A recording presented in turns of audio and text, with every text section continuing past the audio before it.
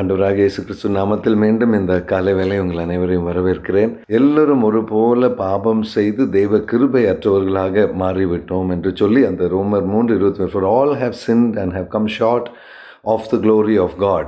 ஆகையால் தேவன் இப்படிப்பட்ட காரியங்களின் சிச்சுவேஷன்ஸ் நடுவிலையும் நமக்கென்று சொல்லி இலவசமாக தம்முடைய கிருபை தந்தார். God freely and graciously declares that we are righteous. இலவசமாக நமக்கு தந்த அந்த தேவ நீதியை பற்றி, அதாவது அதற்கு தகுதி இல்லாதவர்களுக்கு இலவசமாக அவர் தந்தார். அந்த 10 முதல் 18 வசனங்களுக்குள்ள மனுஷனுக்குள்ள இருந்த அந்த கேரக்டர்ஸ், இந்த கேரக்டர்ஸ்லிருந்து ஒரு மாற்றத்தை எதிர்பார்க்கிற தேவன் தம்முடைய கிருபை நமக்கு இலவசமாக தருகிறார். அண்ட் த்ரூ ஜீசஸ், இயேசு கிறிஸ்துவின் மூலமாய் நமக்கு இருக்கக்கூடிய அந்த ஒரு நீதியை குறித்து அங்கே பவுல் தெளிவாக எடுத்து சொன்னார். ரொம்ப பர்சனலாக நமது வாழ்க்கையோடு கூட ஒப்பிட தேவன் கிருபை தந்தார். நியாயப்பிரமாணம் நம்மை பாபத்தை குறித்த காரியங்களை உணர்த்துகிறது என்று சொல்லி நாம் 22வது வசனத்தில் நம்ம பார்த்தோம். 23வது வசனம் 20வது வசனத்தில் வரும்பொழுது அங்கே மோசே கொடுத்த நியாயப்பிரமாணம் அது அவர்களுக்கு பாபத்தை குறித்து உணர்வை கொடுக்கிறதே தவிர அவர்களுக்கு ஒரு நீதிகரிப்பை தருவதில்லை. இந்த நீதிகரிப்பை இயேசு கிறிஸ்துவின் மூலமாய் இலவசமாக நாம் பெற்றுக்கொள்கிறோம் என்கிற அந்த ஒரு பொசிஷனில் கிறிஸ்து எதற்காக வந்தார், ஏன் இயேசு கிறிஸ்துவை விசுவசிக்கிறவர்களுக்கு ஒரு விசேஷித்த கிருபை தேவன் தருகிறார் என்று சொல்லி அந்த விசுவாசத்தின் மேல் உள்ள உறுதிப்பட்ட ஒரு வாழ்க்கையை குறித்து தான் இந்த இடத்துல தெளிவுபடுத்துகிறார். Brother Daniel, can you read verse number 24? இலவசமாய் அவருடைய கிருபையினாலே கிறிஸ்து இயேசுவில் உள்ள மீட்பை கொண்டு நீதிமான்கள் ஆக்கப்படுகிறார்கள். பாருங்க, கிறிஸ்து இயேசுவில் உள்ள மீட்பை கொண்டு நீதிமான்கள் ஆக்கப்படுகிறீர்கள். அப்படி என்றால் கிறிஸ்து இயேசுக்குள் இருக்கிற அந்த மீட்பை தவிர வேறொரு மீட்பில்லை. அந்த மீட்புக்கு தகுதியானவர்கள் யாரும் இல்லை, ஒரு மனுஷன் கூட இல்லை. எல்லாரும் பாவம் செய்து வழி விலகிவிட்டோம். இருந்தாலும் கிறிஸ்து இயேசுவின் மீட்பை உங்களுக்கு இலவசமாக தருகிறார் என்பதை அங்கே எடுத்து உரைக்கிறார். சங்கீதம் 130:7வது வசனம். பிரதர், இஸ்ரவேல் கர்த்தரை நம்பியிருப்பதாக கர்த்தரிடத்தில் கிருபையும் அவரிடத்தில் திரளான மீட்பும் உண்டு. கர்த்தரிடத்தில் கிருபையும் திரளான மீட்பும் உண்டு. அப்படின்றால் there is abundance of righteousness with God என்று சொல்லி பார்க்கிறோம். திரளான மீட்பு உள்ள அந்த தேவனிடத்தில் இஸ்ரவேல் ஜனங்கள் நம்பிக்கையுள்ளவர்களாக இருப்பார்களாக என்று சொல்லி பாருங்க. இந்த சங்கீதம் பார்க்கும்பொழுது அது இஸ்ரவேலுக்கு நேராக இருக்கிற சங்கீதம். ஆகையால் தான் யூதர்களாக இருக்கிறவர்கள் தாங்கள் ஏதோ விதத்தில் மேன்மை பெற்றவர்கள் என்று நினைத்தார்கள். இங்கே பவுல் அதற்கு ஒரு கரெக்ஷன் கொடுக்கார். யூதன் என்றும் கிரேக்கன் என்றும் வித்தியாசம் இல்லை. கர்த்தர் எல்லாருக்கும் ஒரு போல இலவசமாக கொடுக்கிற சகல மனுஷரும் தங்களுடைய விசுவாசத்தின் வழியை விட்டு விலகினவர்கள் என்று சொல்லி அந்த இடத்துல பார்க்கிறோம். பிரதர், கொலோசியர் 1:14, குமாரனாகிய அவருக்குள் அவருடைய இரத்தத்தினாலே பாவ மன்னிப்பாகிய மீட்பு நமக்கு உண்டாயிருக்கிறது. குமாரனாகிய இயேசு கிறிஸ்துவின் இரத்தத்தினாலே பாப மன்னிப்பின் மீட்பு நமக்கு உண்டாயிருக்கிறது. இந்த பாப மன்னிப்பின் மீட்பின் மூலம் மட்டும்தான் தேவனுடைய நீதி நமக்கு கிடைக்கும் என்பதை இந்த வசனம் நமக்கு தெளிவாய் சொல்லுகிறது. தொடர்ந்து 25வது வசனத்துக்கு, தேவன் பொறுமையா இருந்த முற்காலத்தில் நடந்த பாவங்களை தாம் பொறுத்து கொண்டதை குறித்து நம்முடைய நீதியை காண்பிக்கும் பொருட்டாகவும் தாம் நீதி உள்ளவரும் இயேசுவினிடத்தில் விசுவாசமா இருக்கிறவனை நீதிமானாக்குறவருமாய் விளங்கும்படிக்கு இக்காலத்திலே தமது நீதியை காண்பிக்கும் பொருட்டாகவும். பாருங்க, இந்த இடத்துல தேவனுடைய பொறுமையை குறித்து நம்ம இங்கே பாருங்க, காட் டிஸ்பிளேடு பப்ளிக்லி என்று சொல்லி பாருங்க. இந்த இடத்துல சொல்லப்படுது, அதாவது தேவனுடைய பொறுமை, ஹிஸ் ஃபோர்பேரன்ஸ் என்று சொல்லி பார்க்கிறோம். தேவனுடைய பொறுமை எதன் மூலமாய் வருகிறது? தேவனுடைய நீதி, டு டெமான்ஸ்ட்ரேட் இஸ் ரைச்சஸ்னஸ். ஒன்று, God displayed publicly the propitiation of his blood. கிறிஸ்து இயேசுவை சிலுவையில் பப்ளிக்காக அறைய அர்ப்பணித்து கொடுத்து தேவனுடைய அந்த ப்ரொபிசியேஷன், தேவனுடைய நீதி, தேவனுடைய கிருபையை, மனுஷருக்கு நேராக வருகிற தேவனுடைய இரக்கங்களை ஒரு பப்ளிக் டிஸ்பிளேன் மூலமாக இந்த இடத்துல தேவாதி தேவன், பிதாவாம் தேவன் நமக்கென்று சொல்லி காண்பிக்கிறதை பார்க்கிறோம். நம்பர் 2, இது தம்முடைய நீதியை வெளிப்படுத்தும்படி அதை செய்தார். ஏன் அதை செய்தார் என்றால் தேவன் தம்முடைய பொறுமை நிமித்தமாய் நாம் செய்து வைத்த ஏற்கனவே நமக்குள் இருக்கிற பாவங்களை அவர் மன்னிக்கும்படியாக இதை செய்தார் என்று சொல்லி 25வது வசனம் ஒரு அருமையான ஒரு தெளிவை தருகிறது.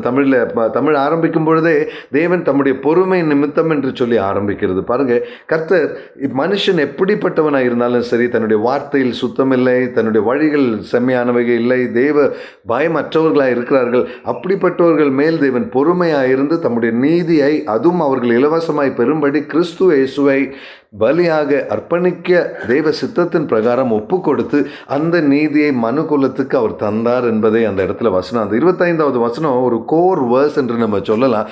God displayed his patience, God displayed his righteousness and God also displayed அவர் தாமுடைய மன்னிக்க இருக்கிற தன்னுடைய அன்பை அங்கே காண்பிக்கிறார். நாம் ஏற்கனவே செய்த பாவங்களுக்கு அவர் அதை நினைவு கூறாமல் நம்மை மன்னித்தார் என்று சொல்லி பார்க்கிறோம். பிரதர், ஒரு விஷயம் கூட படிச்சிடுறீங்களே, 25வது வசனம். தேவன் பொறுமையா இருந்த முற்காலத்தில் நடந்த பாவங்களை தாம் பொறுத்து கொண்டதை குறித்து பாருங்க, முற்காலத்தில் நடந்த பாவங்களை தான் பொறுத்து கொண்டதின் நிமித்தம். அப்படி என்றால் முற்காலத்தில் நாம் செய்த அந்த பாவத்தை தேவன் பொறுத்து கொண்டார்.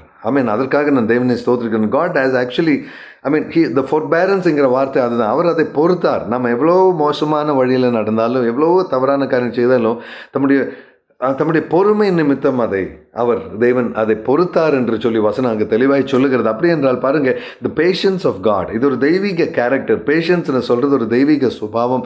அதை தேவன் நமக்கு ஒவ்வொருவருக்கும் தந்ததினால் நாம் செய்த முற்காலத்தில் செய்த பாவங்களில் இருந்து ஒரு விடுதலை என்று சொல்லி பிரதர் தொடர்ந்து இப்போ அங்கிருந்து படிச்சிருங்க பிரதர். தாம் நீதியுள்ளவரும் இயேசுவினிடத்தில் விசுவாசமாய் இருக்கிறவனை நீதிமான ஆக்கிறவருமாய் விளக்கும்படி இக்காலத்திலே தமது நீதியை காண்பிக்கும் பொருட்டாகவும் ஏற்கனவே நமது பாவங்களை மன்னித்தார்.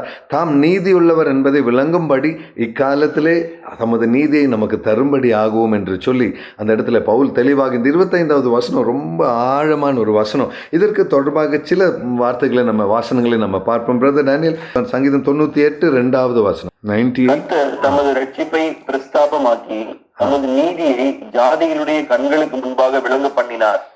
பாருங்க, தங்களுடைய நீதியை ஜாதிகளுக்கு முன்பதாக விளக்கம் பண்ணினார். தயவுள்ள தேவன், பொறுமையுள்ள தேவன், நீதியுள்ள தேவன் ஜாதிகளுக்கு முன்பதாக விளங்க பண்ணினார். அப்படி என்றால் கிறிஸ்து இயேசுவை சிலுவையில் அறைய கொடுத்ததன் நிமித்தமாய், கிறிஸ்து இயேசுவை தேவனுடைய சித்த பிரகாரமாய் சிலுவையில் அறைய ஒப்பு கொடுத்ததினால் ஜாதிகளுக்கு முன்பதாக தங்களுடைய நீதியை வெளிப்படுத்தினார். அதுதான் இந்த 25வது வசனத்தை சொல்லி he made displayed publicly or he made a public display. அதாவது ஜாதிகள் எல்லாரும் காணும்படியாக கிறிஸ்து இயேசு ஒரு குற்றவாளி என்று சொல்லி, பாவம் இல்லாத அவர் பாவம் ஆக்கப்பட்டு உங்களுடைய அங்கிருந்த அனைவருடைய பாவங்களை சுமந்து அவர் ஜாதிகளுக்கு முன்பதாக அவர் நீதி ஆக்கப்பட்டார், தன்னுடைய நீதியை வெளிப்படுத்தினார் என்பதை பார்க்கணும். பிரதர் தொடர்ந்து அப்போஸ்தலர் நடவடிக்கைகள் 17வது அதிகாரம், ஆக்ட்ஸ் சாப்டர் 17 அதனுடைய 30வது வசனம். தேவன் பாருங்க, நமக்காக இந்த உலகத்தின் பாவங்களுக்காக அவர் பப்ளிக்காக he was made a public display. இந்த இடத்துல நம்ம புரியணும், இந்த பப்ளிக் டிஸ்பிளேன்னு சொல்லும் பொழுது பொறுமையுள்ள தேவன், நீதியுள்ள தேவன் தம்மையே மனுஷ குலம் செய்து தீர்த்த, ஏற்கனவே செய்து வைத்திருந்த அந்த பாப கரைகளை எல்லாம் ஏற்றெடுத்தார்னா அந்த தேவனுடைய அன்பின் ஆழத்தை புரிஞ்சுக்கிற அந்த ஒரு கிருபை தேவன் நமக்கு இன்றைக்கு காலையில் இந்த வசனத்தின் மூலமாய் தருவதற்காக நான் தேவனை ஸ்தோத்திரிக்கிறேன். உள்ள காலங்களை தேவன் காணாதவர் போல் இருந்தார். இப்பொழுதோ மனம் திரும்ப வேண்டும் என்று எங்கும் உள்ள மனுஷர் எல்லாருக்கும் கட்டளையிடுகிறார். பாருங்க, அந்நாளில் உள்ள பாவங்களை தேவன் காணாதிருந்தார். அப்படி என்றால் தேவன் பொறுமையுள்ளவர். இப்பொழுதோ மனுஷகுமாரன் எல்லாருக்கும் நீங்கள் மனம் திரும்ப வேண்டும் என்பதை தேவன் கட்டளையிடுகிறார்னு சொல்லி அப்போஸ்தலர் 17 நம்ம எல்லாம் படித்த பாகம்தான். இந்த இடத்துல பவுல் தன்னுடைய ஊழியத்தில் அதை எடுத்து இப்பொழுதோ மனம் திரும்ப வேண்டும் என்பது தேவ சித்தம் என்பதை, ஆகையால் கிறிஸ்து இயேசுவை நமக்கென்று சொல்லி நீதியாக தந்தார், இலவசமாக தந்தார் என்பதை பார்க்கிறோம். சிஸ்டர் ஒரு வசனம் கூட, எபேசியர் 1வது அதிகாரம் 7வது வசனம், எபேசியர் 1:7. கிருபையின் ஐஸ்வர்யத்தின் பதிவு இவருடைய ரத்தத்தினாலே பாவ மன்னிப்பாகிய ஏற்பு நமக்கு உண்டாயிருக்கிறது. பாப மன்னிப்பாகிய ஒரு கிருபை தேவன் நமக்கு தந்திருக்கிறார் என்று சொல்லி பாருங்க, கிறிஸ்து இயேசுவின் மூலமாய் இது தான் இந்த நாட்களில் கர்த்தர் நமக்கும் தந்து கொண்டு இருக்கிற கிருபை. பாருங்க, the public display, அந்த சிலுவை மரணத்தை குறித்து தான் இன்னைக்கு ஒருவேளை உலகமும் தவறாக பேசிக்கொண்டு இருக்கிறது. உங்களுடைய தேவன் எல்லாம் மரித்த தேவன் என்று சொல்லி அப்படிப்பட்ட ஒரு பேச்சு வருகிறது. உயிர் தெழுந்த கிறிஸ்துவை காண முடியாத அளவுக்கு உலகத்தின் கண்கள் மூடப்பட்டது. ஆனாலும் இந்த உலகம் மறக்க முடியாத அளவுக்கு கிறிஸ்துவை பப்ளிக் டிஸ்பிளேல, அதாவது பப்ளிக்கான ஒரு பொதுவான இடத்துல அவர் சிலுவையில் அறையப்பட்டதை இந்த உலகம் அனைத்தும் மறக்க முடியாத ஒரு உண்மையின் செய்தி. அப்படி தேவன் நமக்காக இறங்கின ஒரு சூழ்நிலை, அது நமக்கென்று சொல்லி செய்த ஒரு கிருபையினால், அது நமது கடந்த பாவங்களை மன்னித்து தேவ கிருபையில் நம்மை அவர் நிறுத்தி இருக்கிறார் என்பதற்காக தேவனை ஸ்தோத்திரிக்கிறேன். தொடர்ந்து அடுத்த வசனம் நம்ம 26வது வசனத்துக்குள்ள வரும்பொழுது பாருங்க, it was to show his righteousness, அதாவது தேவன் தம்முடைய நீதியை வெளிப்படுத்தும்படியாக at the present time so that he might be just and the justifier of the one who has faith in Jesus. தேவனில் விசுவசிக்கிற ஒருவனுக்கு தம்முடைய நீதியை பகிர்ந்து கொடுக்கும்படி, அந்த நீதியை தருகிற தேவன் நான் என்னுடைய அன்பு மனுஷன் குலம் காணும்படி தாம் அப்படிப்பட்ட ஒரு சாக்ரிஃபைஸை நமக்காக செய்தார் என்று 26வது வசனம் சொல்கிறது. சிஸ்டர், அந்த 26வது வசனம் படிச்சிருங்களா? 3:26. கிறிஸ்து இயேசுவினுடைய இரத்தத்தை பற்றும் விசுவாசத்தினாலே கிருபாதார பலியாக அவரையே ஏற்படுத்தினார். பாருங்க, கிருபாதார பலியாக அவரே ஏற்படுத்தினார் என்று சொல்லி. அப்படி என்றால் இந்த இடத்துல நம்ம பார்க்கிறோம் பாருங்க, ஏன் அவரே ஏற்படுத்தினார்? தேவன் தம்முடைய சாயலாக இருக்கிற தேவனுடைய குமாரனாக இருக்கிற திரியேக தெய்வத்தினுடைய சாயலான கிறிஸ்துவையே அந்த இடத்துல ஏற்படுத்தினார். ஹிஸ் ரைச்சஸ்னஸ் என்று சொல்லி பார்க்கிறோம் பாருங்க, to show his righteousness so that he might be just and the justifier of the one who has faith. அதான் கீழே அந்த ஜீசஸ்ங்கிற பேர் அவ்வளோ பெருசாக கொடு. கிறிஸ்து இயேசுவின் நாமத்தில் யார் யார் விசுவசிக்கிறாரோ, for them alone he has given this grace. அப்படி என்றால் கிறிஸ்துவில் விசுவசிக்கிற ஒருவனுக்கு நீதி உண்டு. அப்படி என்றால் பவுல் ஏற்கனவே இந்த அதிகாரம் முழுவதும் சொல்லி வந்தது பிரகாரமாக நீ யூதனாய் இருந்ததுனால் பிரத்யேகமான பிரயோஜனம் எதுவும் இல்லை, நீ நியாயப்பிரமாணம் தெரிந்ததென்று சொல்லி பிரயோஜனம் இல்லை, வசனம் அதிகமாக தெரியும், நான் ரொம்ப கிறிஸ்துவனாக வாழ்கிறேன், பயபக்தியோடு இருக்கிறேன் என்றெல்லாம் சொன்னால் மட்டும் பத்தாது. கிறிஸ்து இயேசுவுக்குள் இருக்கக்கூடிய அந்த விசுவாசமும் அவருடைய நீதியை பெற்றவனாய் இருந்தும் கர்த்தருடைய ஆவியானவர் நடத்துகிற வழி நடக்கிற ஒருவனுடைய வாழ்க்கையில் தான் அந்த கிறிஸ்து நமக்கென்று தந்த அந்த இலவசமான நீதியை பெற முடியும் என்பதையும் இந்த 26வது வசனத்தில் the righteousness of God, தேவ நீதியை பெறுவது என்பது ஒரு விசேஷமான காரியம்.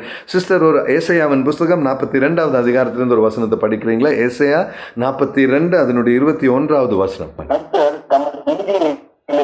அவன் மேல் பிரியம் வைத்திருந்தார், அவர் வேதத்தை முக்கியப்படுத்தி அதை மகிமையுள்ளதாக்குவார். பாருங்க, நீதி நிமித்தம் அவர் மேல் பிரியம் வைத்திருந்தார், அவர் வேதத்தை முக்கியப்படுத்தி அதன்மே மகிமைப்படுத்துவார் என்று சொல்லி இந்த இடத்துல நம்ம அதுதான் பார்க்குறோம். வேதத்தின் முக்கியம், வேதத்தின் வாக்கியத்தின் முத்தம் தான் நீதி நிமித்தம் கர்த்தர் அதை செய்கிறார் என்பது இந்த ஏசாயா 42:21க்காக நான் தேவனை காட் டெமான்ஸ்ட்ரேட்ஸ் என்று சொல்லி கர்த்தர் அந்த இடத்துல அதை எடுத்து காண்பிக்கிறார். ஒரு டெமான்ஸ்ட்ரேஷன் ஆஃப் கர்த்தருடைய நீதியினுடைய டெமான்ஸ்ட்ரேஷன். ஆகையால் தான் இயேசுவை பப்ளிக்காக அறையும்படி ஒப்பு கொடுத்ததுக்கு காரணம் என்னவென்றால் சகல ஜாதிகளும் இஸ்ரவேல் ஜனங்களும் எல்லா உலகத்தில் உள்ள அனைவரும் தேவனுடைய நீதியை காணும்படியாக, அதாவது நீங்களும் நானும் பாவம் செய்ததுக்கு பின்பு கிறிஸ்துவை அறிவதற்கு முன்பு செய்த பாவங்களையும் கூட அவர் சிலுவையில் நமக்காக சுமந்தார் என்பதை இந்த உலகம் அறியும்படியாக there is a demonstration of the love of God, that is the cross. அந்த சிலுவையின் அனுபவத்தில் நம்மை வழிநடத்தும்படி தேவாவியானவர் இந்த நாட்டில் இந்த வார்த்தைகளை தரும்பொழுது சிலுவையில் நமக்காய் அறையுண்ட அந்த இயேசுவை காணும் பொழுது ஏன் என்னுடைய பாவங்களை அவர் சுமக்க வேண்டிய நேரிட்டது, நான் தெரிவதற்கு அவரை நான் அறிந்து கொள்வதற்கு முன்பதாகவே என்னுடைய பாவங்களை அவர் சுமந்து தீர்த்தாரே என்று சொல்லும் பொழுது பாருங்க, இந்த உலகத்துக்கு முன்பதாக தன்னுடைய நீதியை டெமான்ஸ்ட்ரேட் பண்ணும்படியாக தேவன் அவர்களே சிலுவையில் கிறிஸ்துவை அறையப்படும்படி ஒப்பு கொடுத்தார் என்று சொல்லி தீர்க்கதரிசிகளின் மூலமாய் பேசப்பட்ட அந்த நீதி இன்றைக்கு நாமும் பெறும்படி விசுவாசத்தினால் பெறும்படி by faith the justifier of the one who has faith in Jesus.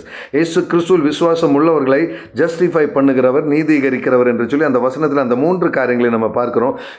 He gives us righteousness, he justifies us provided we put our faith in him. நமது விசுவாசத்தை அவர்கள் அர்ப்பணிக்கும் பொழுது நமக்கு ஒரு நீதிகரிப்பும் சுத்திகரிப்பின் அனுபவத்தை அவர் தருகிறார். He justifies us, நமது குறைவுகளுக்கு மீறி நம்மை ஒரு ஜஸ்டிஃபிகேஷனுக்குள்ள கொண்டு வந்து அந்த பாவங்களை மன்னிக்கிற ஒரு பெரிய கிருபைக்குள் தேவன் நம்மை நடத்துவதை அந்த இடத்துல பார்க்கிறோம். Brother Daniel, can you read verse 27 also? இப்படி இருக்க மேன்மை பாராட்டல் எங்கே? அது நீக்கப்பட்டதே. எந்த பிரமாணத்தினாலே? கிரியா பிரமாணத்தினாலேயோ அல்ல விசுவாச பிரமாணத்தினாலேயே? பாருங்க, இங்க 3 கேள்விகள் இருக்கு இந்த 27வது வசனத்தில். இப்படி இருக்க மேன்மை பாராட்டல் எங்கே? மேன்மை பாராட்டுதல் எங்கே? ஹூ கேன் போஸ்ட் என்று சொல்லி அந்த இடத்துல சொல்லப்பட்டிருக்கிறது. மேன்மை பாராட்டல் எங்கே? அது நீக்கப்பட்டதே. அதுக்கப்புறம் இருக்கிற வார்த்தை பிரதர், எந்த பிரமாணத்தினாலே? கிரியா பிரமாணம். Thank you brother. எந்த பிரமாணத்தினால அது நீக்கப்பட்டது? 3 கேள்விகள் பாருங்க. இப்படி இருந்தால் மேன்மை பாராட்டுதல் எங்கே? அது எந்த பிரமாணத்தினால் மாற்றப்பட்டது? கிரியா பிரமாணம் என்று சொன்னால் it is not by works, என்னுடைய செயலினால அல்ல, இட் இஸ் பை ஃபெய்த். கிரியா பிரமாணம் என்று சொன்னால் நான் செய்கிற கிரியைகளின் மூலமுள்ள பிரமாணத்தினால் அல்ல. எனக்கு மேன்மை பாராட்டுவதற்கு எதுவுமே இல்லை. அப்படி என்றால் மேன்மை பாராட்டுதல் எங்கே என்று சொல்லி கேட்கும் பொழுது இந்த இடத்துல மனுஷனாகிய நாம் எந்த விதத்தில் மேன்மை பாராட்டுவோம்? ஏனென்று சொன்னால் இலவசமாக பெற்ற அந்த தேவனுடைய நீதியின் நிமித்தம் நாம் பாப மன்னிப்பை பெற்றோம். அப்படி என்றால் மனுஷன் மேன்மை பாராட்டுதல் எங்கே? இது மனுஷனுடைய தகுதியினால் கிடைத்ததல்ல, மனுஷனுடைய செயலினால் கிடைத்ததல்ல, மனுஷனுடைய நீதியினால் கிடைத்ததல்ல. கர்த்தர் தாமே நமக்கென்று சொல்லி இறங்கி நம்மளுடைய பாவங்களை சுமந்து அவருடைய நீதியின் நிமித்தம் இலவசமாய் தந்ததை விசுவாசத்தினால் பெறுகிற நாம் மேன்மை பாராட்டுதல் எங்கே என்று சொல்லி 77வது வசனத்தில் கேட்கிறார். ஆகையால் தான் பாருங்க, இப்போ உங்க முன்னால் இருக்கிற slide, God is a holy God and man is a sinful man என்று சொல்லி பார்க்கிறோம். How can a holy God accept sinners into his fellowship? அந்த இடத்துல அந்த ரோமர் 1:16-17 ஒன்று படிச்சிருக்கீங்களா பிரதர்? கிறிஸ்துவின் சுவிசேஷத்தை குறித்து நான் வெட்கப்படேன். முன்பு யூதரிலும் பின்பு கிரேக்கரிலும் விசுவாசிக்கிறவன் எவனோ அவனுக்கு ரட்சிப்பு உண்டாவதற்கு அது தேவ பலனாய் இருக்கிறது. Amen, amen. Thank you brother. பாருங்க, விசுவாசிக்கிறவன் எவனோ, யூதனிலும் கிரேக்கிலுமாக இருந்தாலும் சரி, விசுவாசிக்கிறவன் எவனோ அவன் ரட்சிக்கப்படும்படிக்கு இந்த சுவிசேஷம் அவனுக்கு தேவ பலனாய் இருக்கிறது. ஆகையால் இந்த சுவிசேஷத்தை குறித்து நான் வெட்கப்படேன். தட் மீன்ஸ் தேவன் பாவிகளை how did God accept sinners என்கிற இந்த கேள்விக்கு பதில் சுவிசேஷம் என்பது ரட்சிக்கப்படுகிறவனுக்கு அது ஒரு பொக்கிஷம், அது ஒரு பாக்கியம், அது ஒரு ரட்சிப்பின் வழி. இந்த சுவிசேஷத்தை பிரசங்கிக்க நான் வெட்கப்படேன் சொல்லும்போது இந்த சுவிசேஷத்தை தந்ததே தேவாதி தேவனுடைய திட்டத்தின் பிரகாரம் நாம் பெற்ற இந்த சுவிசேஷம். That means God is holy and பாபியாக இருக்கக்கூடிய அந்த மனுஷரை தேவன் தம்பட்சம் ஏற்றுக்கொண்டு அவனை பரிசுத்தப்படுத்தும்படியாக கிறிஸ்து ரத்தத்தை சிந்தின அந்த சுவிசேஷத்தை குறித்து நான் வெட்கப்படேன். ஏனென்றால் அது நான் மேன்மை பாராட்டுவது சுவிசேஷத்தை குறித்து, என்னை குறித்து அல்ல. அப்படி என்றால் ஆகையால் தான் அந்த 27வது வசனம் அங்கே சொல்லுகிறது, ஐ மீன் கிரியா விசுவாசத்தினாலோ அல்ல, நியாய பிரமாணத்தினாலோ அல்ல, என்னுடைய கிரியையினால் அல்ல, என்னுடைய கிரியா பிரமாணத்தினால் அல்ல, நான் செய்கிற கிரியைகளினால் அல்ல, நான் படித்த நியாய பிரமாணத்தினால் அல்ல, கிறிஸ்துவில் இருக்கிற விசுவாசத்தின் நிமித்தமே எனக்கு அந்த ரட்சிப்பு வந்தது. How do sinners escape the punishment for their sins and God remain just? தேவன் நீதி உள்ளவராய் இருக்கிறார், ஆனால் பாவிகள் பாவத்தில் இருந்து விடுதலை பெறுவது எப்படி? அதான் இங்கே சொல்லி இருக்கிற விசுவாசத்தினால் தவிர, faith to faith, விசுவாசத்தினால் தவிர ஒரு மனுஷனுக்கு ரட்சிப்பு இல்லை. அதான் வேதாம் தெளிவாக சொல்லுது, just shall live by faith, நீதிமான் விசுவாசத்தினால் பிழைப்பான் என்கிற அந்த வசனம் தான் இங்க சொல்ல. பிரதர் டேனியல், அந்த ஹபக்குக் 2:4 ஒன்று படிச்சிடுறீங்களா? இதோ அலங்காரியா இருக்கிறானே அவனுடைய ஆத்துமா அவனுக்குள் செம்மையானதல்ல, தன் விசுவாசத்தினாலே நீதிமான் பிழைப்பான். விசுவாசத்தினாலே நீதிமான் பிழைப்பான். அதே ஹபக்குக்லேயும் 2 வசனம் அங்கே கீழே இருக்கு பிரதர், அதுவும் படிச்சோம். 1:13, தீமையை பார்க்க மாட்டாத சுத்த கண்ணனே அநியாயத்தை நோக்கி கொண்டிருக்க மாட்டீரே, துரோகிகளை நீர் நோக்கி கொண்டிருக்கிறது என்ன? துன்மார்க்கன் தன்னை பார்க்கிலும் நீதிமானை விளங்கும் போது நீர் மௌனமா இருக்கிறது என்ன? இங்க பாருங்க, தீமை காணாத சுத்த கண் உடையவரே என்று சொல்லி அங்கே தேவனை அட்ரஸ் பண்ணுகிறது அங்கே பார்க்குறோம். பரிசுத்தரே, தீமை பார்க்காத சுத்த கண் உள்ளவரே என்று சொல்லி அப்படிப்பட்டவர் நமது தீமையை நோக்கி பார்க்கிறார். பாபிகளை தம்மோடு கூட சேர்த்து கொள்ளும்படி அவன் கிரேக்கன் என்றும் யூதன் என்றும் வித்தியாசம் இல்லாமல் விசுவசிக்கிற ஏவனுக்கும் இலவசமாக பெறக்கூடிய ஒரு தேவ நீதியை தந்தது, ரைச்சியஸ்னஸ் ஆஃப் காட் என்று சொல்லி. How does God justify sinners? பாருங்க, இந்த இடத்துல 3 கேள்விகள். ஒன்று, God is accepting the sinners. 2வது, பாவிகள் தங்களுடைய தண்டனையில் இருந்து விடுவிக்கப்படுகிறார்கள் விசுவாசத்தின் நிமித்தமாய். தேவன் நம்மை ஏற்றுக்கொள்கிறார் தம்முடைய நீதியின் நிமித்தமாய். 3வதாக, தேவன் நம்மை நீதீகரிக்கிறார், இல்லைன்னா நியாயீகரிக்கிறார். நாம் செய்த பாவங்களை மன்னித்து நமக்கென்று சொல்லி அங்கே ஏற்று பேசுகிற ஒரு அட்வொகேட்டாக அவர் நமக்காக இருக்கிறார். The just shall justified shall live. அதான் கலாத்தியர் 3:11 ஒன்று படிச்சிருங்க பிரதர். நியாய பிரமாணத்தினாலே ஒருவனும் தேவனிடத்தில் நீதிமான் ஆகிறது இல்லை என்பது வெளியரங்கமாயிருக்கிறது.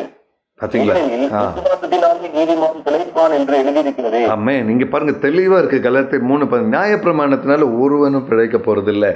அப்படி என்றால் நியாயத்தை படித்ததுனாலையோ தேவாலயத்துக்கு போய் வேத வாசிப்பை கேட்டதுனாலோ மோசையின் பிரமாணங்களை படித்ததுனாலோ யாரும் இல்லை. ஏனென்றால் அங்கே எழுதி இருக்கிறதே, விசுவாசத்தினாலே நீதிமான் பிழைவன். இன்றைக்கு காலையில் இந்த 3வது அதிகாரத்து இந்த கோர், இந்த கிராக்ஸஸ், the faith that you put in the Son of God, கிறிஸ்து இயேசுவின் நாமத்தில். ஆகையால் தான் இங்கே நம்ம பார்த்தோம், if you put faith in God you receive the righteousness and he justifies you by faith.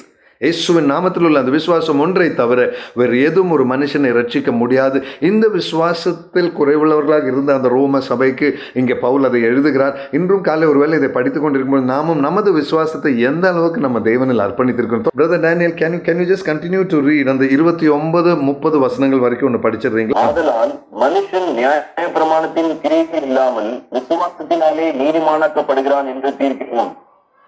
தேவன் யூதருக்கு மாத்திரம் தேவன், உங்களுக்கு மாத்திரமா தேவன்? புறஜாதிகளுக்கும் தேவன் அல்லவா? ஆம், புறஜாதிகளுக்கும் அவர் தேவன்தான். விருத்த சேதனம் உள்ளவர்களை விசுவாசத்தினாலும் விருத்த சேதனம் இல்லாதவர்களை விசுவாசத்தின் மூலமாயும் நீதிமான்களாக்குகிற தேவன் ஒருவரே. Thank you brother. பாருங்கள், விருத்தச்சேதனம் உள்ளவனும் சரி, விருத்தச்சேதனம் இல்லாதவனும் சரி, யூதனும் சரி, கிரேக்கனும் சரி, யூதன் அல்லாதவனும் சரி, தேவன் ஒருவரை எல்லாருக்கும் ஒரே போல். ஆகையால் தான் நீங்கள் சொல்ல ஜஸ்டிஃபிகேஷன் பை ஃபெய்த். இங்கே பாருங்கள், மீண்டும் இந்த இடத்துல தேவன் ஒருவரே என்று சொல்லி அங்கே ஒரு நியாயத்தீர்ப்பு, ஒரு நியாயீகரணத்தை அந்த இடத்துல தருகிறார். By faith it's the same for all people. God plays no favourites. அவர் மனுஷனுடைய கலரோ நிறமோ ஜாதியோ கோத்திரமோ பார்க்குறவர் அல்ல. All are declared right with God. இந்த ரைட்டுங்கிற வார்த்தை பாருங்கள், தேவனுக்கு முன்பதாக அவர் நம்மை சரி செய்து நமது தவறுகளை மன்னித்து we are all declared right with God in the same way. இரண்டாவதாக, since we all have the one and the same true God, ஒரே தேவனை, நமக்கு எல்லாருக்கும் ஒரே தேவன். ஆகையால் தான் பாருங்க, பப்ளிக்காக அவர் சிலுவையில் அறை பண்ணப்பட்டது என்னென்றால், நீ எந்த ஜாதியாக இருந்தாலும் மதமாக இருந்தாலும் எந்த நாட்டு தேசக்காரனாக இருந்தாலும் சரி, அவர் எல்லா மனுஷனுக்காக சிலுவையில் தன்னை கொடுத்தார் என்று சொல்லி we are all declared right with him in the same way. ஒரே விதமாய் தேவன் நமக்கு என்று சொல்லி தம்மை தந்தார். ஆகையால் is God the God of the Jews only என்று கேட்கிற கேள்விக்கு, இஸ் he not the God of the Gentiles also? அவன் யூதர்களுடைய தேவன் மட்டுமல்ல, அவன் புற ஜாதியாரும் மற்ற ஜாதிகளுக்குமான தேவன். இன்றைக்கு காலையில் ஒருவேளை இந்த பைபிள் வசனத்தை படித்து கொண்டு இருக்கிற நமக்கு இந்த yes he is the God of the Gentiles also. அவர் எல்லா மனுஷருக்குமான தேவன், எல்லா மனுகுலத்துக்கும். அப்படின்றால் வித்தியாசம் இல்லை. இன்றைக்கி நம்ம செய்கிற அந்த ஊழியத்தில் நம்ம மற்றவர்களிடத்தில் சுவிசேஷத்தை சொல்லும் பொழுதோ, ஊழியத்தில் ஈடுபட்டு இருக்கும் பொழுதோ, அவர் எல்லா மனுஷருக்கும் உரிய தேவன் என்பதை உணர்ந்து அந்த உணர்வோடு கூட, அந்த ஒரு அக்செப்டன்ஸோடு கூட நாம் அந்த ஊழியத்தை செய்ய வேண்டும். அது ஏதோ ஒரு தனிப்பட்ட கூட்டத்திற்கு மட்டுமுள்ள தேவன் அல்ல. Is God of everybody. அப்படி என்றால் சுவிசேஷம் எல்லாருக்கும் உள்ளது, இயேசுவின் ரத்தம் எல்லாருக்கும் உள்ளது. அவங்க பேக்ரவுண்ட் எவ்வளோ மோசமாக இருந்தாலும் சரி, அதை நீதிகரிக்க அவர் கிருபை உள்ள தேவன் என்பதை உணர்ந்து அந்த விதத்தில் அந்த ஊழியத்தை நாம் செய்வோம். since there is only one God என்று சொல்லி 30வது வசனம், who will justify the circumcised by faith and the uncircumcised. நீ விருத்தச்சேதனம் உள்ளவனும் சரி இல்லாதவனும் சரி, ஒரே தேவன். there is only one God. இந்த தேவனை தவிர வேறொரு தேவன் இல்லை. அவர் எல்லா தேவதர்களுக்கும் அவர் தேவாதி தேவன், ராஜாதி ராஜா, கர்த்தாதி கர்த்தா. he is the God above all gods என்று சொல்லி வசனம் சொல்லி. ஆகையால் there is only one God என்பதை உணர்ந்த நாம் இன்று காலை, ஆண்டவரே நீர் எல்லாருக்கும் ரட்சிப்பை தருகிறதை நாங்களும் பெற்று மற்றவர்களுக்கு அதை பகிர்ந்து கொடுக்கக்கூடிய கிருபையில் எங்களை நிறுத்துங்கன்னு சொல்லி கேட்போமா? இங்கே பாருங்க, நியாயப்பிரமாணம் என்ன சொல்லுகிறது என்பதை நம்ம பார்க்க போகிறோம். நியாயப்பிரமாணம் நமக்கு சொல்லுகிறது, இல்லைன்னா வார்த்தை படிக்கும் பொழுது நமக்கு கொடுக்கப்படுகிற ஒரு காரியம், பி கான்ஷியஸ் ஆஃப் சின். அதாவது பி சின் கான்ஷியஸ். பாவத்தை குறித்து நமக்கு ஒரு ஒரு ஒரு போதத்தை, ஒரு ஒரு ஒரு ஒரு அண்டர்ஸ்டாண்டிங்கை நமக்கு அந்த வேத வார்த்தையிலிருந்து நம்ம பெற்றுக்கொள்கிறோம், இல்லைன்னா நியாயப்பிரமாணத்திலிருந்து பெற்றுக்கொள்கிறோம், 10 கற்பனைகளிலிருந்து பெற்றுக்கொள்கிறோம். நம்பர் 2, நீ மன்னிக்கப்பட வேண்டும் என்றால் மற்றவர்களை மன்னிங்க என்று சொல்லக்கூடிய ஒரு கேரக்டரை நம்ம படிக்கிறோம்.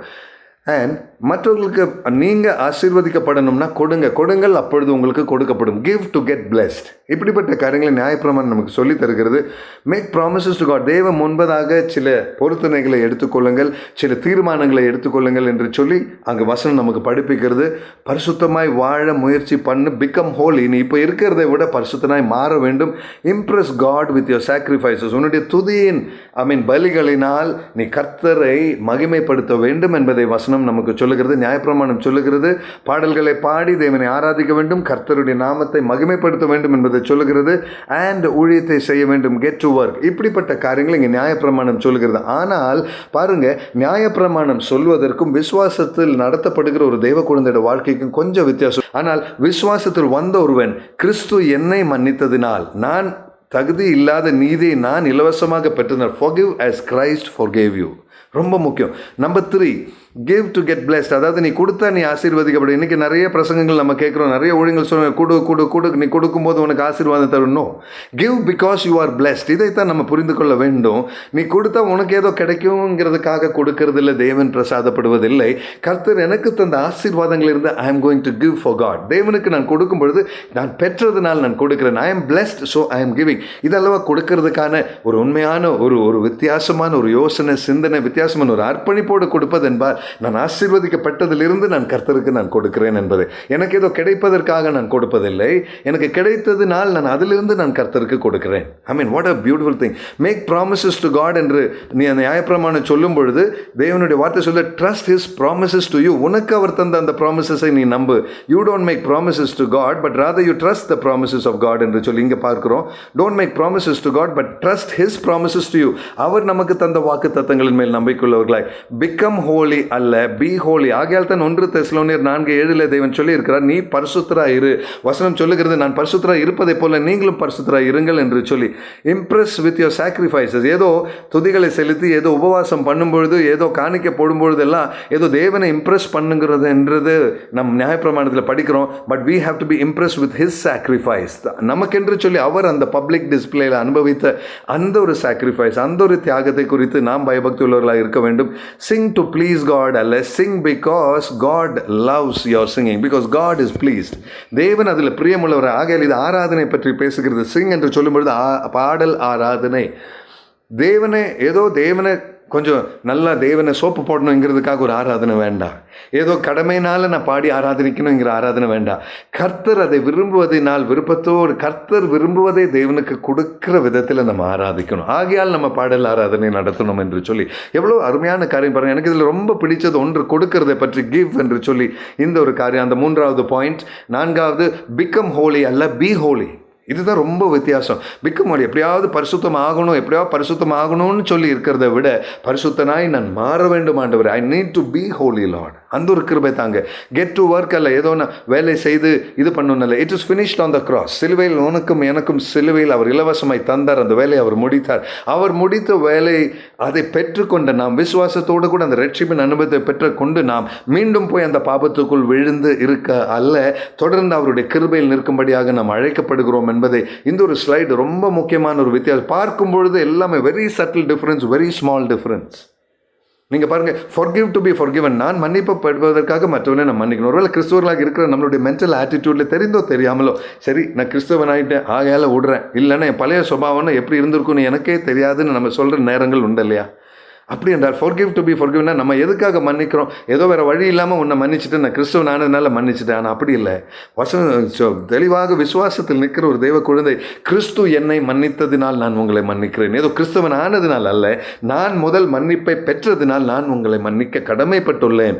அந்த மன்னிப்பை கொடுக்கறதா என்னுடைய வேலையை தவிர ஒருவனை மன்னிக்காமல் இருக்கிறதுக்கு என் வாழ்க்கையில் இடமே இல்லை என்பதை தான் இங்கே பவுல் தெளிவாக இந்த ரோமருக்கு எழுதுகிற நிருபத்தில் அவர் தெளிவாக எடுத்து சொல்கிறார். அதற்காக நான் தேவனை ஸ்தோத்திரிக்கிறேன்.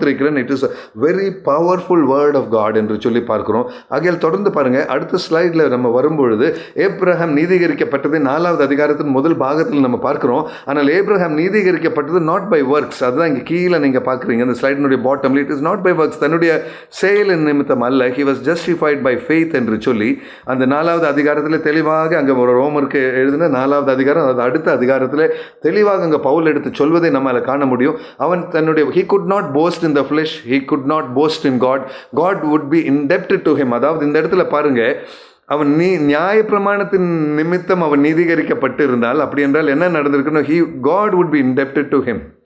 அதாவது ஏதோ ஏப்ரஹாமுடைய நீதி நிமித்தம் அவன் அங்கே விசுவாசத்தின் பிதா என்று சொல்லி அவன் ஜஸ்டிஃபை செய்யப்பட்டு இருந்தால், அப்படி என்றால் தேவன் அவனுக்கு கடன்காரனாக தேவன் இருந்திருப்பார். his works would be imputed, but Abraham sinned in God's presence and not by works. ஆனால் தேவன் செய்கிறதை பாருங்க, he could not boast in the flesh. தன்னுடைய மாம்சத்தில் இருந்த ஏப்ரஹாம் தன்னை குறித்து மேன்மை பாராட்ட முடியாமல், தன்னுடைய காரியங்களை குறித்து சொல்லாமல் தேவனை குறித்து மேன்மை பாராட்டுகிறவனாய், அந்த இடத்துல தேவனுடைய கிருபை பெற்றவனாய், அவனுடைய விசுவாசத்தின் நிமித்தமாய் அவனுக்கு அந்த நீதி கொடுக்கப்பட்டு, so Abraham was justified by faith என்று சொல்லி இந்த இடத்துல நம்ம பார்க்கிறோம். அதே ஜஸ்டிஃபிகேஷனை தான் தேவன் இன்றைக்கு இந்த ரோம சபையின் ஜனங்களுக்கும் இன்றைக்கு நமக்கும் அவர் தந்து கொண்டிருக்கிறார். Brother Daniel, can you read verse number 30 please? இது விருத்தச்சேதனம் பெற்றவனுக்கும் அல்ல பெறாதவனுக்கும் என்று சொல்லி அந்த 30வது வசனம். அதை இன்னும் ஒரு விஷயம் நம்ம கொஞ்சம் தெளிவாக பார்த்துருவோம். விருத்தச்சேதனம் உள்ளவர்களை விசுவாசத்தினாலும் விருத்தச்சேதனம் இல்லாதவர்களை விசுவாசத்தின் மூலமாயும் நீதிமானாக தேவன் ஒருவரே. பாருங்க, விருத்தச்சேதனம் உள்ளவனுக்கும் விசுவாசத்தாலும் விருத்தச்சேதம் இல்லாதவனுக்கு விசுவாசத்தின் மூலமாயும் என்று சொல்லி. அப்படி என்றால் ரெண்டு பேருக்கும் ஒரே விசுவாசத்தினால் மூலமாகத்தான் நடக்கிறது. அப்படி என்றால் there is no difference. விசுவாசம் இல்லாமல் தேவனை காண முடியாது, தேவனை தரிசிக்க முடியாது. விசுவாசம் இல்லாமல் தேவனுக்காக வாழ முடியாது. ஃபெய்த் இல்லைன்னா பாருங்கள், நமக்குள்ளே அந்த ஃபெய்த்தில் நடக்க வேண்டிய காரியத்தில் ஒருவேளை தெரிந்தோ தெரியாமல் இந்த ஸ்லைடை படிக்கும்பொழுது நாமும் செய்கிற அந்த லெஃப்ட் சைடில் இருக்கிற நிறைய காரியங்களை நாமும் செய்கிறோம். விசுவாசம் வரும்பொழுது தான் அந்த லெஃப்ட்டில் நம்ம செய்கிற காரியத்தை விட்டுட்டு ரைட் சைடில் இருக்கிற காரியங்களை செய்கிறவர்களான அந்த ஒரு கண்ணுக்கு தெரியாத சில மாற்றங்கள் அங்கே ஏற்படும் என்பதை நம்ம பார்க்கிறோம். இப்படி நம்மை வழிநடத்துகிற அந்த விசுவாசத்திற்காக தேவனை ஸ்தோத்திரிக்கிறேன். ஆகையால் தான் தேவனுடைய நீதின்னு சொல்றது, மனுஷன் நியாயப்பிரமாணத்தை பின்பற்றினான் தன்னைத்தானே மேன்மைப்படுத்திக் கொள்வான். தன்னைத்தானே மேன்மைப்படுத்துகிறவன் இந்த லெஃப்ட் சர்க்கிள் இருக்கிற லெஃப்ட் சைடில் இருக்கிற காரியங்களை செய்வான். நான் பரிசுத்தமாக வாழணும், நான் எப்படியாச்சும் தேவனுக்கு ப்ளீஸ் பண்ணி கொண்டு நடக்கணும், நான் கர்த்தர் மகிமைப்படும்படியாக நான் பாடணுமே தவிர அவர் பெரியவராக இருப்பதனால் நான் அவருக்கு பாடி ஆராதிக்கணுங்கிற எண்ணங்கள் அல்ல. ஒருவேளை இன்னைக்கு பல சபைகளில் பல ஆராதனைகளில் பல இடங்களில் நடக்கிற காரியங்கள் எல்லாம் பார்க்கும்பொழுது எப்படியாச்சும் ஒரு ஈவெண்ட் மேனேஜ்மெண்ட் மாதிரி ஒரு ஈவெண்ட்டை பண்ணி ஒரு ஆராதனை முடிக்கணும். இது கர்த்தருக்காக செய்கிற ஆராதனை அல்ல. இது எப்படியாச்சும் மனுஷரை சேர்த்து கூட்டத்தை சேர்த்து தேவனை ஆராதிக்கணும்னு சொல்லி அது விசுவாசத்தின் மேல் நடக்குகிற ஆராதனை அல்ல. இதைத்தான் இந்த கடைசி காலத்தின் எச்சரிப்பு என்று சொல்லி நம்ம பார்க்குறோம். பிகம் ஹோலின்னு சொல்லுவாங்க, பரிசுத்தமா வாழுன்னெல்லாம் சொல்லுவாங்க. ஆனால் பி ஹோலின்னு சொல்கிறது ரொம்ப ரேராக நம்ம இன்றைக்கி பார்க்குற காரியம். இன்னைக்கு காலையில் என்னை கேட்டுக்கொண்டு இருக்கிற தேவஜனமே, நமது வாழ்க்கையில் இந்த சட்டில் டிஃப்ரென்ஸ் இது ஒருவேளை கண்ணில் சும்மா பார்த்தா தெரியாது. இது உட்கார்ந்து கொஞ்சம் நேரம் நம்ம இந்த ஸ்லைடை படித்த ஒவ்வொரு காரியமாக நம்ம பார்க்கும்பொழுது, ஆண்டவரே என் வாழ்க்கையில் அந்த வித்தியாசம் இருக்கேப்பா, எனக்கு இன்னொரு சேஞ்ச் வேணும், நான் அந்த விசுவாசம் பிரகாரம் நிற்க எனக்கு கிருபை தாருங்க, உம்முடைய சாக்ரிஃபைஸில் நான் இம்ப்ரெஸ்டாக இருக்கேன், நான் கொடுக்கறதுல ஏதோ பெரிய இம்ப்ரெஷன் காமிக்கிறத விட்டுட்டு நீர் எனக்காக சிலுவையில் தந்ததை அறிந்து அதன் பிரகாரமாய் நான் மேன்மை பாராட்டாமல் விசுவாசத்தால் உமக்கு முன்பதை I cannot boast in the flesh. Abraham could not boast in the flesh. அந்த ஒரு கிருபை தான் தேவன் நமக்கு தர. பிரதர் டேனியல், ரோமர் 2:26 ஒரு அருமையான வசனம் அங்கே கொடுக்கப்பட்டிருக்கிறது. மேலும் விருத்த சேதனம் இல்லாதவன் நியாய பிரமாணத்துக்கு ஏற்ற நீதிகளை கை கொண்டால் அவனுடைய விருத்த சேதனம் இல்லாமை விருத்த சேதனம் எண்ணப்பட வல்லவா?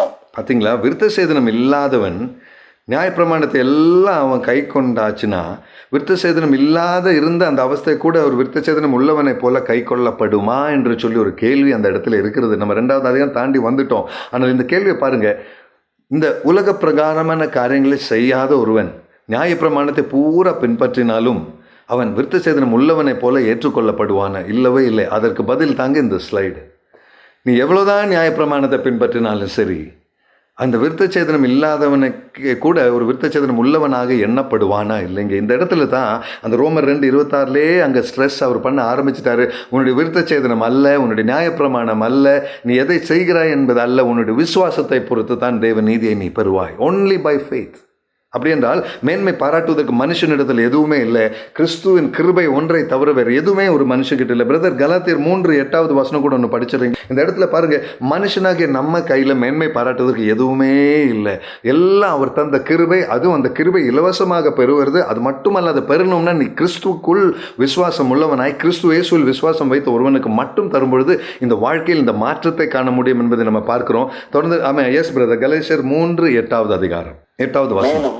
தேவன் விசுவாசத்தினாலே புறஜாதிகளை நீதிமான்கள் ஆக்குகிறார் என்று சேதம் முன்னாக கண்டு உனக்குள் சகல ஜாதிகளும் ஆசீர்வதிக்கப்படும் என்று ஆபிரகாமுக்கு சுவிசேஷமாய் முன்னறிவித்தது.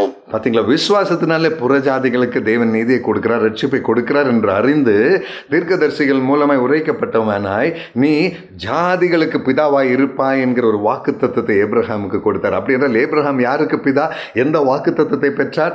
ஏன் அதை பெற்றார்? தம் விசுவாசத்தினால் பெற்ற அந்த விசுவாசிகளின் பிதா என்கிற பதவி விசுவசித்து தேவனை அறிந்து கொள்ளுகிற புறஜாதியாருக்கும் சேர்ந்தது. அது விருத்த சேதனத்தையோ யூதர்களையோ அது ஏதோ ஒரு குரூப்பையோ சேர்ந்தது அல்ல என்று சொல்லி ஏப்ரஹாமுக்கு அப்படிப்பட்ட ஒரு பதவியை தேவன் கொடுத்தார் என்று சொல்லி கலாத்தியர் 3:8 நம்ம பார்க்கிறோம். இன்று காலை இதை படித்து கொண்டு இருக்கும்பொழுது தேவன் நமக்கு தந்ததை ஒரு விஷயம் நம்ம திரும்பி பார்ப்போமா? ஆண்டவரே, I have got it freely. அந்த சால்வேஷன்ங்கிற கிஃப்டை எனக்கு நீர் தந்தீர். அது ஏதோ நான் மேன்மை பாராட்டக்கூடிய ஒரு பொருள் அல்ல. இது உம்முடைய ஈவ் ஆண்டவரே, உம்முடைய கிருபை ஆண்டவரே. இதை பகிர்ந்து கொடுக்கக்கூடிய தயவை எனக்கு தாங்க. உமக்குள் வாழ, பரிசுத்தமாய் வாழ, தேவனை உம்மை ஆராதிப்பதில் உத்தமனாய் காணப்பட, மற்றவர்களுக்கு கொடுப்பதில் நான் தாழ்மையுள்ளவனாய் காணப்பட, கர்த்தாவே ஒரு சாக்ரிஃபிஷியல் லைஃப் உமக்காய் வாழ நீர் தந்த அந்த சாக்ரிஃபைஸின் மேல் விசுவாசத்தை வைத்து உம்முடைய கிருபை பெற்று வாழ என்னுடைய வாழ்க்கையில் ஒரு மாற்றத்தை தாங்காண்டவரே என்று காலை நாம் ஒவ்வொருவரும் கேட்போமா? கடைசியாக அந்த 31வது வசனத்துக்குள்ள நம்ம கடந்து வருகிறது. Daniel, can you read please? நியாயப்பிரமாணத்தை குறித்து, ஃபெய்த்தை குறித்து அந்த கடைசியாக 31வது வசனம். அப்படியானால் ஆ. விசுவாசத்தினாலே நியாய பிரமாணத்தை அவமாக்குகிறோமா? அப்படியல்ல, நியாய பிரமாணத்தை நிலை நிறுத்துகிறோமே. ஆமாம், நியாய பிரமாணத்தை நிலை நிறுத்துகிறோமே. நம்ம நியாயப்பிரமாணத்தை நம்ம எந்த விதத்திலும் குற்றம் சொல்லவில்லை, குறை சொல்லவில்லை. நியாயப்பிரமாணத்தை நிலை நிறுத்தணும்னா விசுவாசம் தேவை. இன்றைக்கி காலையில் என்னை கேட்டுக்கொண்டிருக்கிற தேவன், ஒருவேளை நமக்கு நியாயப்பிரமாணம் வேத வசனம், இந்த வேத வசனம் நமது வாழ்க்கையில் நிலைத்து அதன் பிரகாரம் பிரமாணங்களின் பிரகாரம் நம்ம வாழ வேண்டும் என்றால் விசுவாசம் தேவை என்பதை தான் இந்த இடத்த எடுத்து சொல்கிறேன். கடைசியாக ஒரு வசனம், மத்தேயு 5:17, Matthew chapter 5 and verse number 7. இந்த இடத்துல பாருங்கள், தேவனுக்குள் நம்ம வைத்திருக்கிற அந்த விசுவாசத்தினால் மட்டுமே நமது வாழ்க்கையை நம்ம நடத்த வேண்டும். அந்த விசுவாசம் தான் பெருசு, மேன்மை பாராட்டுவதற்கு எதுவுமே இல்லை. நியாயப்பிரமாணம் இல்லாத ஒரு காரியம் அல்ல. தேவனுடைய வார்த்தையின் தெளிவுகள் நமக்கு தேவை, ஆனால் அதன் பிரகாரமாய் வாழ விசுவாசம் தேவை. மத்தேயு 5:17 பிரதர். நியாய பிரமாணத்தை ஆனாலும் தீர்க்க தரிசனங்களை ஆனாலும் அழிக்கிறதற்கு வந்தேன் என்று எண்ணிக்கொள்ளாதீர்கள், அழிக்கிறதுக்கு அல்ல, நிறைவேற்றுவதற்கே வந்தேன். பார்த்தீங்களா, நியாயப்பிரமாணத்தை அழிக்க நான் வரவில்லைன்னு கிறிஸ்துவே சொல்லிட்டார். அழிக்க அல்ல, நிறைவேற்ற நான் வந்தேன். நமது வாழ்க்கையில் நாம் செய்ய வேண்டிய கிறிஸ்துவை போன்ற சாயல் உள்ளவர்களாய் நியாயப்பிரமாணத்தை நமக்கு கொடுக்கப்பட்ட தெய்வ வார்த்தைகளை அழிக்க அல்ல, அந்த வார்த்தைகளை கட்டி எழுப்பி அதன் பிரகாரமாய் வாழ கர்த்தர் நமக்கு கிருபை தருவார். கடைசி ஸ்லைடாக பாருங்கள், இந்த 4 விண்டோஸ் அங்கே இருக்கிறது. ஒருவேளை நாம் எல்லாம் இருக்கிறது இந்த மாம்சத்தின் பிரகாரமாக, ஒர்க்கிங் ஃபார் காட் என்று சொல்லக்கூடிய லிவிங் இன் த ஃப்ளெஷ். தேவனுக்காக வேலை செய்கிறேன், தேவனுக்காக ஊழியம் செய்கிறேன், கர்த்தருக்காக வாழ்கிறேன்னு நம்ம சொல்கிறோம். ஆனாலும் மாம்சத்தின் அடிமையாக நாம் இருக்கிறோம் என்பதை அதற்கு அடுத்த ஸ்டேஜ் தான் பாருங்கள், living in futility, no life with God. தேவனுக்காக வாழ விரும்பினாலும் கர்த்தர் விரும்புகிற ஒரு வாழ்க்கை நமக்குள்ளே இல்லை. இப்படிப்பட்ட ஒரு வாழ்க்கை இல்லை நம்ம இருக்கிறோம். எந்த கட்டத்தில் நம்ம இருக்கிறோம்? மூன்றாவதாக, ஒரு பயத்தோடு கூட, தேவனை நம்பாதவர்களாய் பாருங்கள், பயத்தோடு கூட ஒரு தெய்வன் இருக்கிற. ஒருவேளை இந்த கொரோனா நாட்டில் இதுதான் பார்க்குறோம், தெய்வம் எங்கே, உங்கள் தெய்வம் எங்கே, அவங்க தெய்வம் எங்கே, இவங்க தெய்வம் எங்கே. There is no trusting in God because of fear. நான்காவதாக, விசுவாசத்தோடு ஒர்க்கிங் வித் காட். இதுதாங்க இந்த ரோமர் 3வது அதிகாரம் நம்ம கொடுக்கறது. இந்த இடத்துல இருக்கிற இத்தனை காரியங்களையும் டிஸ்கவுண்ட் பண்ணி நம்ம இதில் இருக்கக்கூடாது என்பது தேவ விருப்பம். பாருங்கள், இந்த ஒரு செக்ஷனில் தேவன் நம்ம யாரும் இருக்க விரும்பவில்லை. God does not want us to be here. மாம்சத்திலோ அல்ல, ஃபியூட்டிலிட்டியிலோ அல்ல, பயத்தில் அல்ல, விசுவாசத்தினால் working with God. அப்படி என்றால் இந்த 4 குவாட்ரண்ட்டை நம்ம எடுத்தா we need to actually move towards the promises of God என்று சொல்லி கர்த்தர் நம்மை குறித்து ஒரு எதிர்பார்ப்பை தேவன் வைத்திருக்கிறார். இன்று காலை என்னை கேட்டுக்கொண்டிருக்கிற அருமையான தெய்வஜனமே, God is giving us a promise to live by faith. இன்னைக்கு நம்மை பார்த்து ஒரு விசை நம்மளுடைய இருதயத்தை சோதனை செய்து நாம் சொல்லுவோம், ஆண்டவரே, கர்த்தருடைய அழைப்பின் பிரகாரம் நான் வாழ்ந்து கொண்டு இருக்கிறேனா என்று சொல்லி நம்ம ஒருவரும் நம்மளுடைய இருதயங்களை காணும் பொழுது, தேவனே, am I able to stand for you? கர்த்தாவை, விசுவாசத்தோடு நிற்கக்கூடிய ஒரு கிருபை பெற்றவனாய் நான் இருக்கிறேன். என்னுடைய விசுவாசம் என்னுடைய வாழ்க்கையில் முழுமையாய் செயல்படுகிற அளவுக்கு நான் என்னை அர்ப்பணித்து இருக்கிறேன். ஒருவேளை என்னில் குறை உண்டென்றால் மன்னிங்க ஆண்டவரேன்னு சொல்லி நம்ம ஒவ்வொருவரும் தெய்வ பிரசன்னத்தில் நம்மை தாழ்த்தி அர்ப்பணிப்போமா?